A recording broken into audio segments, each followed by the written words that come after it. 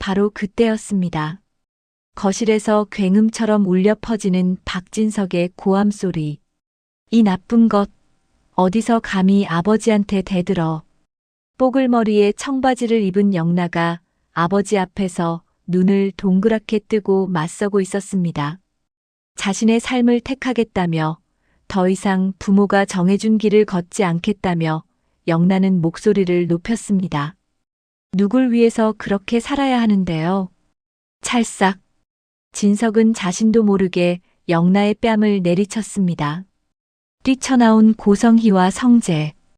두 사람은 그 광경을 멍하니 바라볼 수밖에 없었죠. 이 순간 네 사람은 차가운 정적 속에서 각자의 자리에 얼어붙었습니다.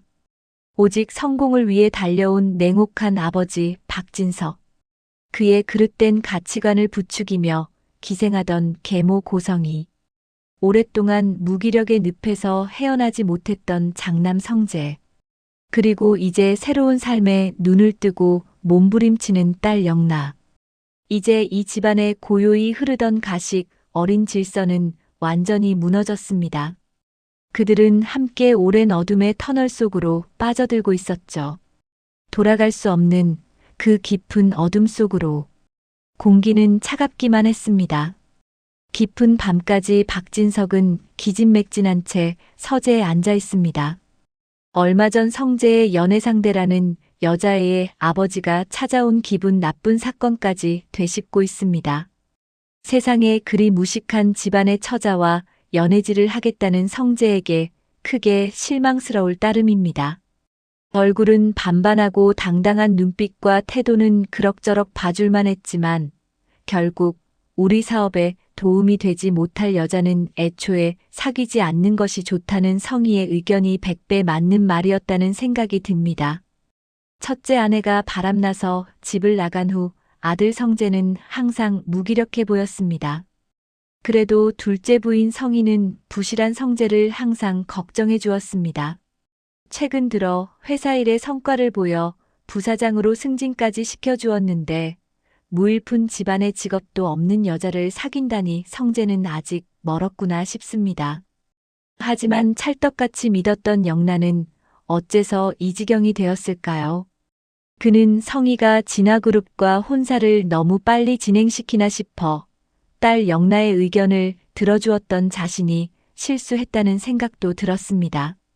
영나가 하루아침에 달라지지는 않았을 텐데 어떻게 저리도 저속한 치장을 하고 자신에게 대들 수 있는지 도무지 화가 나서 견딜 수 없었습니다. 한편 늦은 밤까지 영나를 다그치는 성희. 영나가 인터넷을 통해 구입한 싸구려 옷들은 성희의 손에 가리가리 찢겨나가 사방을 구르고 있었습니다. 영나의 뺨을 부어오르고 커다란 눈은 눈물로 가득했지만 목을 졸라오는 엄마 성희를 향한 눈매에는 반항심으로 가득했습니다.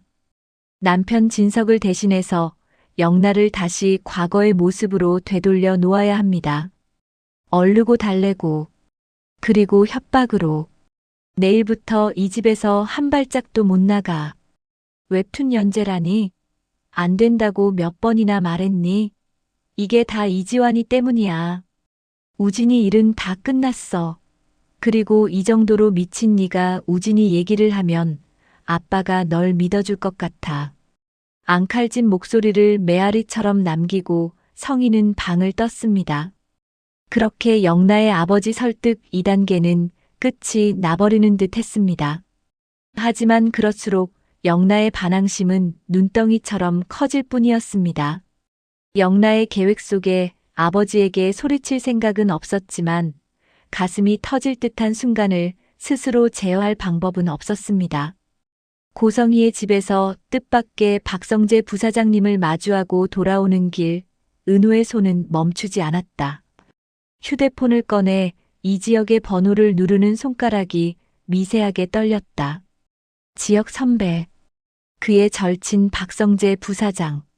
그 사람의 계모가 다름 아닌 자신의 생모 고성이라는 사실을 어떻게 받아들여야 할까?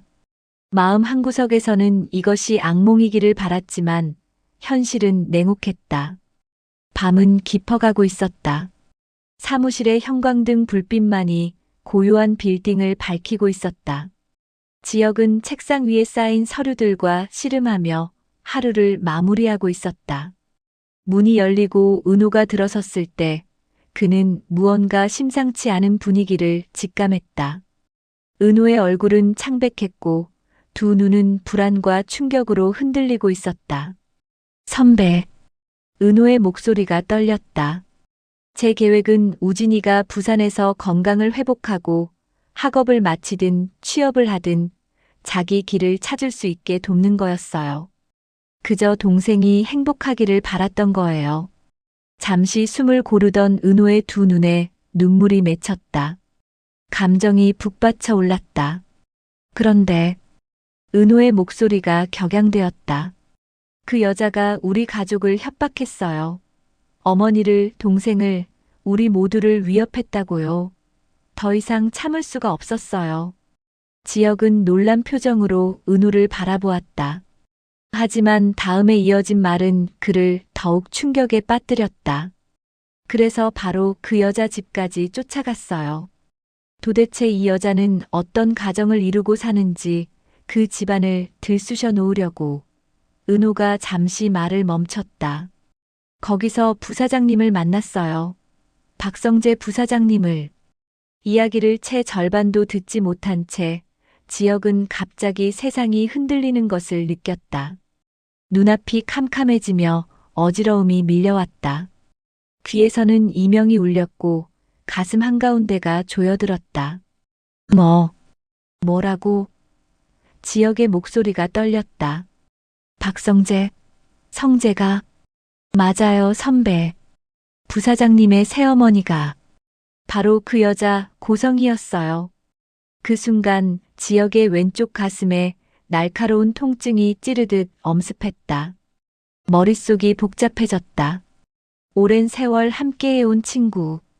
서로의 아픔을 나누며 의지해온 친구. 그 친구의 가정에 자신과 은호가 얽혀 있다는 사실이 믿기지 않았다. 지역은 자리에서 벌떡 일어나려 했다.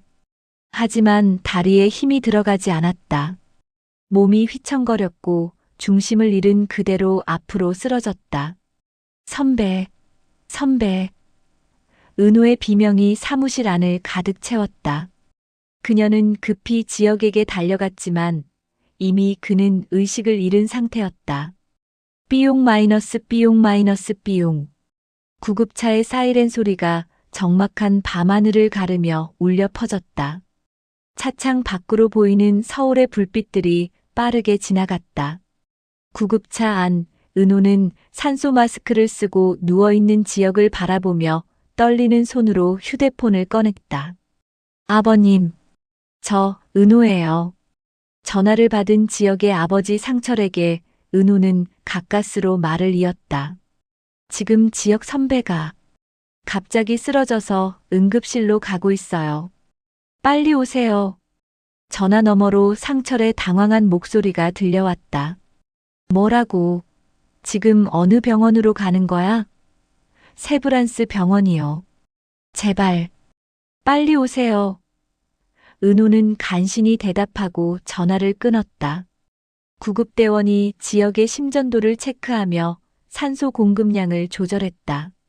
모니터에는 불규칙한 심박수가 표시되고 있었다. 은호는 창백한 얼굴로 누워있는 지역을 바라보며 입술을 깨물었다. 제발 괜찮아야 해요, 선배. 이건 제 잘못이에요. 제가 너무 성급했어요. 은호의 눈에서 눈물이 주르르 흘러내렸다. 죄책감과 걱정이 그녀의 가슴을 짓눌렀다. 응급실에 도착하자마자 의료진이 재빠르게 움직였다. 스트레처가 복도를 질주했고 의사와 간호사들이 지역을 둘러쌌다. 혈압 체크, 심전도 모니터 연결, 산소 포화도 확인. 긴박한 지시들이 오갔다.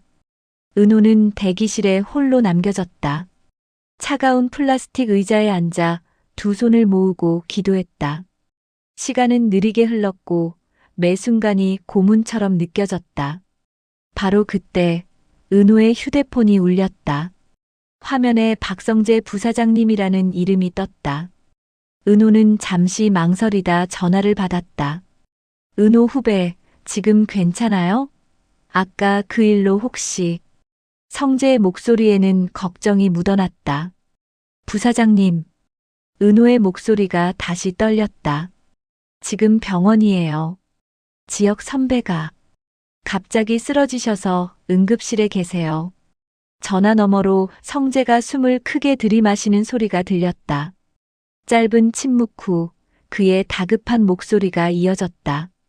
뭐라고? 지역이가 어느 병원이에요? 세브란스 병원이요. 알겠어요. 지금 바로 갈게요. 전화가 끊어졌다. 은호는 휴대폰을 꼭 쥐고 응급실 문을 바라보았다. 불안한 마음에 심장이 쿵쾅거렸다. 30분 후 지역의 아버지 상철이 숨을 헐떡이며 응급실로 뛰어들어왔다. 그의 얼굴은 창백했고 눈에는 불안과 공포가 가득했다. 은호야. 은호를 발견하고 다가왔다. 지역이는?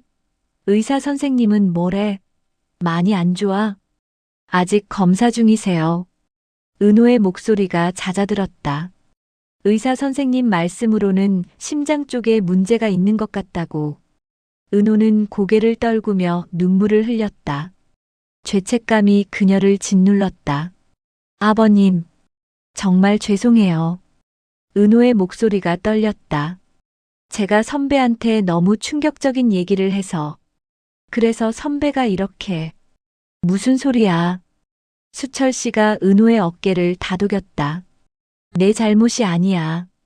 지혁이가 원래 스트레스를 많이 받으면 이러곤 했어. 걱정하지 마. 하지만 성철의 얼굴에도 깊은 걱정이 서려 있었다. 그는 의자에 앉아 두 손으로 얼굴을 감쌌다. 같은 시각 병원 로비. 박성재는 휴대폰을 든 채 주변을 둘러보고 있었다. 응급실 방향을 확인한 그는 발걸음을 옮기려다 멈칫했다. 지혁이네 아버지가 계실 텐데. 어떻게 들어가지? 성재는 복잡한 표정을 지었다. 지혁의 여동생 수빈과의 일로 인해 아버지와는 서먹한 관계가 되어버렸다. 수빈을 향한 자신의 마음, 그리고 그로 인해 생긴 오해들. 하지만 지혁이를 보러 가야 하는데. 친구잖아. 이럴 때 옆에 있어줘야지. 성재는 한참을 망설이다 은호에게 문자 메시지를 보냈다. 은호 후배, 지금 병원 밖에 있어요. 밖에서 잠깐 만날 수 있을까요? 얼마 후 은호가 병원 밖으로 나왔다. 차가운 밤 공기가 그녀의 얼굴을 스쳤다. 은호의 얼굴은 창백했고 눈은 붉게 충혈되어 있었다. 울었던 흔적이 역력했다. 부사장님. 은호가 성재를 발견하고 다가갔다. 은호 후배, 지혁이는 어때요? 성재의 목소리에는 걱정이 가득했다. 다행히 안정을 찾았어요. 은호가 한숨을 쉬며 대답했다. 하지만 심장에 문제가 있는 것 같다고. 지금 정밀 검사를 기다리는 중이에요. 성재는 깊게 한숨을 내쉬며 하늘을 올려다보았다. 별 하나 없는 어두운 밤하늘이었다. 제 얘기를 듣고 쓰러지셔서. 은호의 목소리가 다시 떨렸다. 제가 너무 충격적인 얘기를 한 것 같아요. 더 신중하게 말씀드렸어야 했는데. 은호 후배 잘못이 아니에요. 성재가 고개를 저었다. 저도 그 얘기 듣고 심장마비가 올 것 같았어요. 원래 감정 표현이 격한 지혁이는 얼마나 힘들었겠어요. 성재는 병원 입구를 바라보며 말을 이었다. 그런데 오늘 우리 집 앞까지 오게 된 이유를 알 수 있을까요? 성재가 조심스럽게 물었다. 성재의 진지한 물음에 은호는 더 이상 숨길 수 없다는 것을 깨달았다. 그녀는 깊게 숨을 들이마시고 천천히 입을 열었다. 부사장님. 은호가 성재를 똑바로 바라보았다. 부사장님 가정에 파문을 일으키고 싶지는 않아요. 하지만 새어머니에 대해서 진실을 알고 계시는 게 좋을 것 같아요. 아시다시피 제 엄마는 키워주신 분 뿐이에요. 하지만 제 친구 우진이가 다시 그런 여자와 함께 사는 예전의 환경으로 돌아간다는 건 은호의 목소리가 격양되었다. 절대 용납할 수가 없어요. 은호는 성재에게 우진의 이야기를 들려주기 시작했다. 얼마 전간 이식 수술을 받았던 우진과 자신이 생모 고성희로부터 겪은 고통의 시간들. 그런 우진이에게 새로운 삶을 선물하고 싶었던 은호의 간절한 마음. 부산에서 건강을 회복하며 자기만의 길을 찾을 수 있도록 도와주고 싶었던 프로젝트. 그런데 은호의 목소리가 떨렸다. 고성희가 우리 어머니가 운영하는 식당에 찾아왔어요. 그리고 은호는 잠시 말을 멈췄다. 기억하기조차 괴로운 순간이었다. 마이너스 불과 몇 시간 전 정순이의 식당 마이너스. 문이 거칠게 열리며 고성희가 들어섰다. 그녀의 얼굴에는 분노가 가득했고 눈빛은 날카로웠다. 식당 안의 손님들이 놀라 그녀를 바라보았다. 지은호.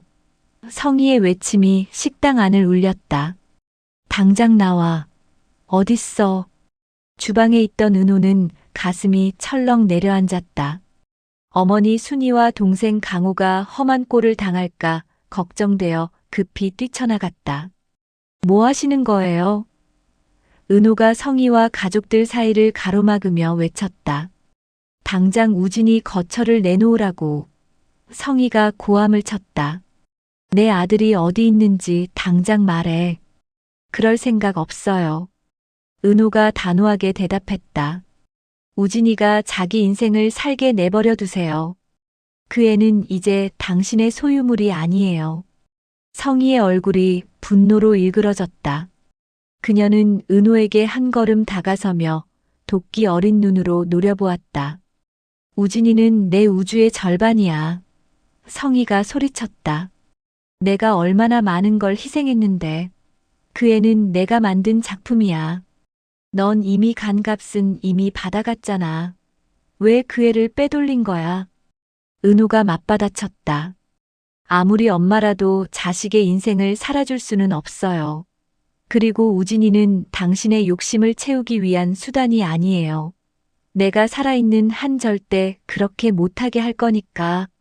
성희는 입꼬리를 비틀며 냉소를 지었다. 그리고 천천히 위협적인 목소리로 말했다. 당장 주소를 적지 않으면. 성희가 은호의 가족들을 둘러보며 말했다. 네가 그리도 끔찍이 아끼는 네 가족들 한 달 내에 길바닥에 나앉게 해줄게. 네 동생 강호는 취직은커녕 세상 어디 가서도 발도 못 붙일 인생이 되는 꼴 보고 싶어. 은호는 온몸이 떨렸다. 분노와 두려움이 뒤섞였다. 한발치 너머에서 이 끔찍한 장면을 바라보고 있는 어머니 순이의 창백한 얼굴이 보였다. 그녀의 손은 떨리고 있었고 눈에는 눈물이 고여 있었다. 동생 강호는 얼굴이 붉게 달아올라 금방이라도 터질 듯했다. 주먹을 불끈 쥐고 이를 악물고 있었다. 은호는 가까스로 마음을 추스렸다. 가족들이 더 이상 상처받지 않게 하기 위해서는 일단 이 상황을 끝내야 했다. 알았으니 이제 돌아가요. 은호가 차갑게 말했다. 집에 가 있으면 연락드릴게요. 하지만 은호의 마음속에는 다른 생각이 있었다. 이 여자와 직접 대면해서 확실히 끝을 내야겠어. 그렇게 결심한 은호는 그날 저녁 고성희의 집으로 향했다. 그래서 제가 부사장님 댁까지 찾아갔던 거예요. 은호가 성재를 바라보며 말했다. 난 한두 번 당한 게 아니라서 오늘 녹음한 내용을 그 여자 가족 앞에서 틀어주려고 했어요. 그런데 부사장님의 새어머니라니. 성재는 전후 사정을 모두 듣고 난 후 자신도 모르게 깊은 한숨을 내쉬었다. 마음 한편에서 그동안 느껴왔던 가정의 불편함과 어색함의 이유가 이제야 명확해졌다. 그래서 우리 집안이 이렇게 불행했구나. 그래서 아버지와 새엄마 사이에 항상 차가운 기류가 흘렀던 거구나. 얼마 후 지역이 의식을 되찾고 안정을 찾았다는 소식이 전해졌다. 상철은 응급실 밖으로 나와 은호와 성재에게 고마움을 전했다. 두 사람 모두 고마워요. 상철은 진심 어린 눈빛으로 말했다. 이제 밤도 늦었으니 집으로 돌아가세요. 저는 여기 남아서 지역이를 지킬게요. 은호와 성재는 각자의 집으로 향했다. 하지만 두 사람 모두 복잡한 생각에 잠겨 있었다. 집으로 돌아오는 길, 성재는 차 안에서 깊은 생각에 잠겼다. 창밖의 풍경은 그의 마음처럼 유난히 칠흑 같은 어둠이 깔려 있었다. 가로등 불빛만이 간간히 어둠을 밝혔다. 새엄마 성희의 살얼음 같은 미소. 그 뒤에 숨겨진 진실을 나는 왜 몰랐을까? 성재는 어린 시절부터 느껴왔던 불편함을 떠올렸다. 완벽해 보이는 가정, 흠잡을 데 없는 새어머니의 모습. 하지만 그 뒤에는 계산과 위선이 숨어 있었다. 이복 동생들. 우진이와 영란은 나보다 더 힘든 삶을 살아왔구나. 성재에게 지역의 부모님은 오아시스와 같았다. 그들은 성재의 목마름을 해소시켜 주었고 진정한 가족의 의미를 보여주었다. 따뜻함과 이해, 그리고 무조건적인 사랑. 엄마 성희의 그늘에서 벗어나 도망친 우진이. 좀처럼 무너지지 않을 천공의 성벽을 오르겠다고 발버둥 치는 어린 영나. 우리 모두가 고성희라는 여자의 희생물에 불과한 삶을 살아왔어. 하지만 성재를 더욱 힘들게 하는 것은 그 거짓된 가식을 제대로 보지 못하는 아버지 박진석이었다. 박진석. 성재의 아버지는 평생을 오직 회사 일에 매달려 살았다. 무한 경쟁의 시대, 언젠가 무너질 수 있다는 불안에 휩싸여 있었다. 그럴수록 그는 더욱 냉혹하게 옳고 그름을 정의했다. 회사 운영에 적용되는 신뢰와 경쟁이라는 가치. 진석은 이것을 모든 인간관계에 적용시켰다. 가족에게도 친구에게도. 그 결과 진석의 곁에는 친구도 가족도 남지 않았다. 오직 비즈니스 파트너와 부하 직원들만 있을 뿐이었다. 이런 진석의 왜곡된 정서를 파악한 성희는 그를 쉽게 이용했다. 완벽한 아내의 가면을 쓰고 진석이 원하는 질서대로 가정을 운영했다. 무결점의 아이들 우진과 영란은 사업 후계자나 정략 혼인의 수단으로 활용될 예정이었다. 성재는 이제 깨달았다. 자신의 가정이 얼마나 병들어 있었는지, 그리고 그 중심에 고성이라는 독소가 있었다는 것을. 집에 도착한 성재는 차에서 내리지 않고 한참을 생각에 잠겼다. 어두운 차 안에서 그의 결심은 점점 단단해졌다. 아버지에게 먼저 진실을 알려야 해. 그 여자의 만행을. 성재는 결심했다. 더 이상 침묵할 수 없었다. 우진이를 위해서, 영나를 위해서, 그리고 자신을 위해서. 이제는 진실과 맞서야 할 시간이었다. 아버지 박진석은 비즈니스에서는 냉철하고 현명한 사람이었다. 만약 그에게 확실한 증거와 함께 진실을 보여준다면 그는 올바른 판단을 내릴 것이다. 적어도 성재는 그렇게 믿고 싶었다. 성재는 차에서 내려 집으로 들어갔다. 거실에는 불이 꺼져 있었고 가족들은 모두 잠든 시간이었다. 그는 자신의 방으로 들어가 책상 앞에 앉았다. 노트북을 켜고 화면을 바라보며 성재는 어떻게 아버지에게 이 이야기를 전할지 고민하기 시작했다. 이것은 단순한 가정 문제가 아니었다. 우진이의 미래가, 영나의 행복이, 그리고 이 가정의 진실이 걸린 문제였다. 내일 아침 아버지를 만나야겠어. 더 이상 미룰 수 없어. 성재는 깊게 숨을 들이마셨다. 앞으로 어떤 일들이 벌어질지 알 수 없었지만 이제는 진실을 밝혀야 할 때였다. 거짓으로 쌓아 올린 성은 언젠가 무너지게 마련이고 그 무너짐은 빠를수록 좋았다. 다음 날 아침 햇살이 유리창을 통해 들어오던 시간. 성재는 밤새 거의 잠을 이루지 못했다.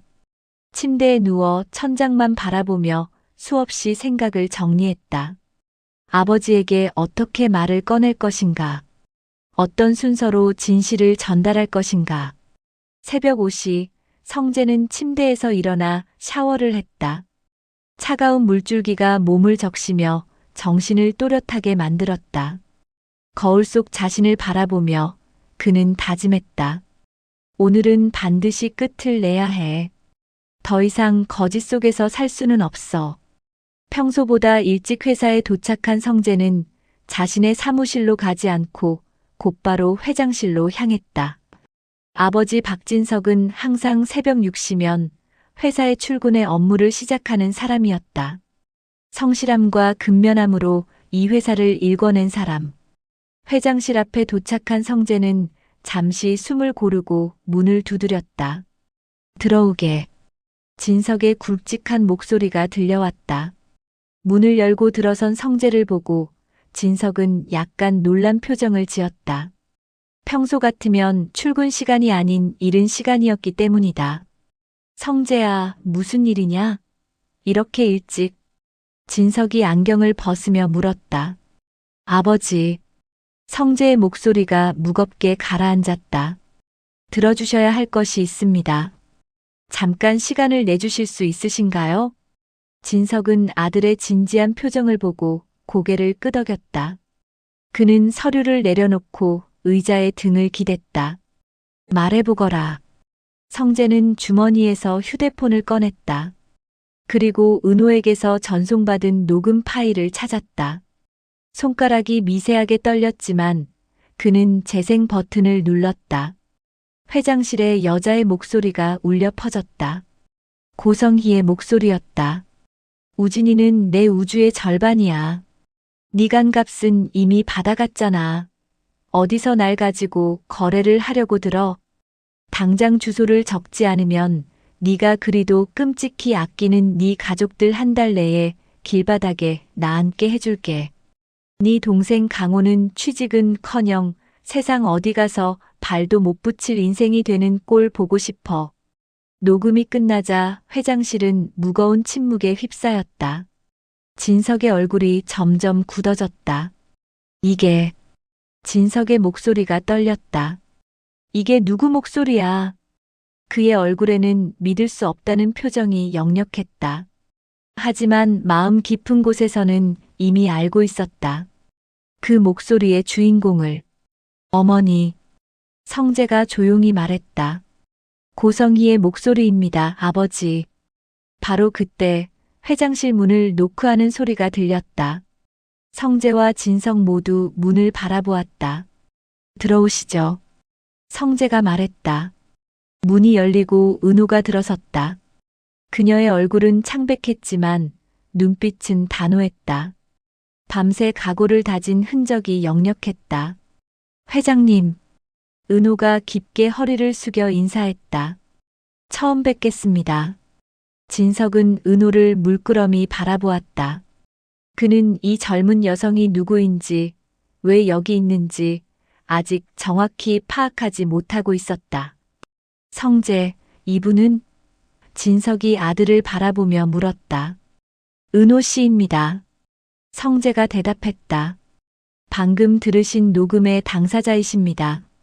그리고 성재는 잠시 말을 멈췄다. 은호가 고개를 들어 진석을 똑바로 바라보았다. 고성희의 친딸입니다. 진석의 눈이 커졌다.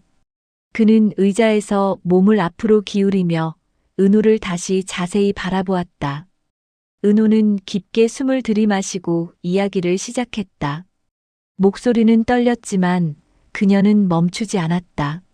저는 쌍둥이로 태어났습니다. 은호가 말했다. 남자 쌍둥이 형제와 함께요. 형제의 이름은 우진이었습니다. 저는 한유라. 진석의 얼굴이 더욱 굳어졌다. 우진. 자신의 의부사들 이름이었다. 고성희는 아들 우진이만 데려갔습니다. 은호의 목소리에 슬픔이 묻어났다. 딸아이는 저는 쓸모가 없다고 판단했나 봅니다. 보육원에 두고 온 딸은 사망 처리까지 했죠. 회장실에 무거운 침묵이 흘렀다. 진석은 입술을 꽉 깨물고 있었다. 그의 손이 책상을 움켜쥐며 미세하게 떨렸다. 다행히 저를 입양해 주신 부모님을 만났습니다. 은호가 계속 말했다. 진짜 부모보다 더 저를 사랑해 주신 분들이죠. 어머니 정순이 그리고 동생 강우와 함께 행복하게 살았습니다. 은호의 눈에 눈물이 맺혔다. 하지만 그녀는 참았다. 지금은 울 때가 아니었다. 그런데 몇 달 전, 은호의 목소리가 떨렸다. 그 여자가 다시 저를 찾아냈어요. 쌍둥이 우진이가 간 이식이 필요해진 거예요. 진석의 얼굴이 창백해졌다. 그는 우진이가 미국에서 유학 중인 것으로 알고 있었다. 미안하다는 말 한마디 없었습니다. 은호의 목소리에 분노가 섞였다. 20년 넘게 버렸던 딸에게 미안해라는 말 한마디 없이 뻔뻔하게 간 값을 내고 했습니다. 은호는 잠시 숨을 고르고 말을 이었다. 우진이는 건강하게 수술을 마쳤습니다. 은호는 우진이가 부산으로 떠난 이야기, 새로운 삶을 시작하려는 그의 결심에 대해 설명했다. 우진이는 더 이상 이 사업체를 물려받을 삶으로 돌아오고 싶어 하지 않습니다. 은호가 진석을 똑바로 바라보며 말했다. 자기만의 길을 찾고 싶어 합니다. 고성희의 계획이 아닌 자신의 꿈을 좇고 싶어 하고요. 하지만 고성희는 은호의 목소리가 떨렸다. 우진이를 다시 데려오기 위해 저희 가족을 협박했습니다. 방금 들으신 녹음이 바로 그 증거입니다. 진석은 아무 말도 하지 못했다. 그의 얼굴은 점점 더 창백해졌고 이마에는 식은땀이 맺혔다. 평생을 회사 경영에 바쳐온 그였다. 신뢰와 원칙을 최우선 가치로 삼았던 사람. 그런 그가 가장 가까운 곳에서 자신의 아내에게 이렇게 속아 살아왔다는 사실이 믿기지 않았다. 내가 이렇게 어리석었단 말인가. 내 눈앞에서 벌어진 일을 보지 못했다니. 아버지. 성재가 걱정스러운 눈으로 아버지를 바라보았다. 진석은 갑자기 뒷목을 잡았다. 머리가 지끈거렸고 숨쉬기가 힘들어졌다. 가슴이 답답하고 눈앞이 흐려졌다. 진석이 신음을 내뱉었다. 아버지. 성재가 급히 아버지에게 달려갔다. 회장님. 은호도 놀라 외쳤다. 진석의 몸이 휘청거렸다. 그는 책상을 붙잡으려 했지만 힘이 빠져 그대로 바닥으로 쓰러졌다. 119를 빨리. 성재가 휴대폰을 꺼내며 소리쳤다. 은호는 급히 회장실 밖으로 나가 비서들에게 도움을 요청했다. 회사 전체가 긴급 상황에 돌입했다. 구급차 사이렌이 다시 한번 울렸다. 진석은 응급실로 급히 이송되었고 의료진이 총동원되어 치료에 나섰다. 성재는 대기실에서 초조하게 기다렸다. 은호도 함께 남아 걱정스러운 표정으로 응급실 문을 바라보았다. 30분 후 고성희가 병원에 도착했다. 그녀는 급히 뛰어들어오며 성재를 찾았다. 성재야, 아버지가 어떻게 됐어? 성희의 얼굴에는 걱정이 가득했다. 완벽한 연기였다. 성재는 차갑게 성희를 바라보았다. 그의 눈빛에는 경멸이 담겨 있었다. 지금 병실로 옮겨지고 계십니다. 성재가 냉담하게 대답했다. 성희는 성재 옆에 서 있는 은호를 발견했다. 그녀의 얼굴이 굳어졌다. 너, 여기서 뭐 하는 거야? 성희가 은호를 향해 날카롭게 물었다. 은호는 대답하지 않았다. 그저 차갑게 성희를 바라볼 뿐이었다. 얼마 후 진석이 병실로 옮겨졌다. 의사의 말로는 극심한 스트레스로 인한 급성 고혈압과 심장 부담이라고 했다. 다행히 생명에는 지장이 없지만 절대 안정이 필요하다는 진단이었다. 진석이 눈을 떴을 때 병실에는 성희가 앉아 있었다. 그녀는 걱정스러운 표정으로 진석의 손을 잡고 있었다. 여보, 정신 드세요? 괜찮으세요? 성희의 목소리는 부드럽고 다정했다. 하지만 진석이 성희를 바라보는 눈빛은 달랐다. 그의 눈에는 분노와 배신감이 가득했다. 당신. 진석의 목소리가 떨렸다. 당신이. 갑자기 진석이 고함을 치기 시작했다. 지금까지 나를 속여왔어. 진석이 침대에서 일어나려 했다. 쌍둥이 딸을 버렸어. 우진이 수술대 간 기증자가 그 아이였다고. 그리고 그 아이 가족을 협박했어. 우진이는 당신을 피해 사는 게 유일한 꿈이라고. 성희의 얼굴이 창백해졌다. 그녀는 한 발 뒤로 물러났다. 여보, 무슨 말씀을. 성희가 당황한 표정으로 말했다. 그건 다 거짓말이에요. 성희가 급히 변명했다. 은호가, 그 여자가 거짓말하는 거예요. 거짓말. 진석이 더욱 격양되어 소리쳤다. 당신 목소리를 녹음한 걸 직접 들었어. 그게 거짓말이라고. 성희는 말문이 막혔다. 녹음 파일의 존재를 몰랐던 것이다. 그건. 성희가 말을 더듬었다. 당장 나가. 진석이 손으로 문을 가리키며 소리쳤다. 내 눈앞에서 사라져. 더 이상 당신 얼굴 보기 싫어. 성희는 떨리는 손으로 가방을 움켜쥐었다. 그녀의 얼굴에서 가면이 벗겨지기 시작했다. 다정한 아내의 모습은 사라지고 차갑고 계산적인 본 모습이 드러났다. 좋아요. 성희가 냉소를 지으며 말했다. 어차피 당신과는 여기까지인가 보네요. 성희는 뒤도 돌아보지 않고 병실을 나갔다. 복도를 걸어가는 그녀의 발걸음은 빨랐고 표정은 굳어 있었다. 집으로 돌아온 고성희는 격양된 표정으로 2층 침실로 올라갔다. 그녀의 손은 떨렸지만 움직임은 빨랐다. 머릿속으로는 빠르게 계산하고 있었다. 이제 끝이야. 박진석과의 관계는 끝났어. 그렇다면 내가 챙길 것을 챙겨야지. 이렇게 될 줄 알고 준비해둔 게 있으니까. 성희는 옷장 뒤에 숨겨둔 금고를 열었다. 비밀번호를 누르자 금고 문이 열렸다. 안에는 현금 다발, 귀금속, 그리고 각종 서류들이 가득 들어 있었다. 통장, 인감증명서, 부동산 관련 서류들. 성희는 재빠르게 이것들을 가방에 담기 시작했다. 그녀의 얼굴에는 초조함과 동시에 결연함이 어려 있었다. 바로 그때 방문이 조용히 열렸다. 영나가 서 있었다. 문틈으로 본 광경에 영나는 얼어붙었다. 어머니가 금고를 열고 돈과 서류를 챙기고 있는 모습. 그리고 그 표정에 담긴 차갑고 계산적인 눈빛. 엄마. 영나가 떨리는 목소리로 말했다. 성희는 깜짝 놀라 뒤를 돌아보았다. 딸 영나가 문 앞에 서서 자신을 바라보고 있었다. 영나야. 성희가 당황한 표정으로 말했다. 언제 왔니? 학교는? 엄마, 뭐 하시는 거예요? 영나가 금고와 가방을 번갈아 바라보며 물었다. 왜 돈이랑 서류들을 챙기세요? 성희는 잠시 말을 멈췄다. 그리고 딸을 바라보며 천천히 입을 열었다.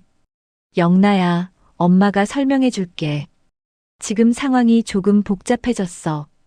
아빠한테 들통났죠? 영나가 차갑게 물었다. 성희의 얼굴이 굳었다. 영나의 눈빛이 예전과 달랐다. 순진하고 말 잘 듣던 딸의 모습이. 성희는 가방을 내려놓고 영나에게 다가가려 했다. 영나야, 엄마는 다 너희를 위해서. 저를 위해서요? 영나가 한 발 물러서며 말했다. 아니면 엄마 자신을 위해서요? 엄마는 저를 정략 혼인 도구로 쓰려고 했잖아요. 오빠는 사업 후계자로 키우려고 했고요. 우리가 엄마한테는 사랑하는 자식이 아니라 그냥 욕심을 채우는 도구였던 거죠? 성희는 아무 말도 하지 못했다. 딸의 날카로운 질문 앞에서 그녀는 처음으로 말문이 막혔다. 영란은 천천히 방문 쪽으로 물러났다. 그녀의 눈에서 눈물이 흘러내렸다. 저는 엄마처럼 살고 싶지 않아요. 영라가 흐느끼며 말했다. 거짓말하고 사람을 이용하고 가족마저 도구로 여기는 그런 살고 싶지 않아요. 영라야. 성희가 다급하게 딸을 불렀다. 하지만 영라는 방문을 열고 밖으로 나갔다. 복도를 뛰어가는 그녀의 발소리가 점점 멀어졌다. 성희는 그 자리에 멈춰 섰다. 금고 앞에서 돈과 서류가 담긴 가방을 바라보며 그녀는 처음으로 자신이 무엇을 잃었는지 깨달았다. 남편의 신뢰, 아들의 사랑, 딸의 존경, 모든 것을 잃었다. 성희의 눈빛은 불안으로 가득했다. 여기까지 오늘 영상을 함께 해주셔서 감사합니다. 다음 이야기 기대되시면 구독과 좋아요 부탁드립니다.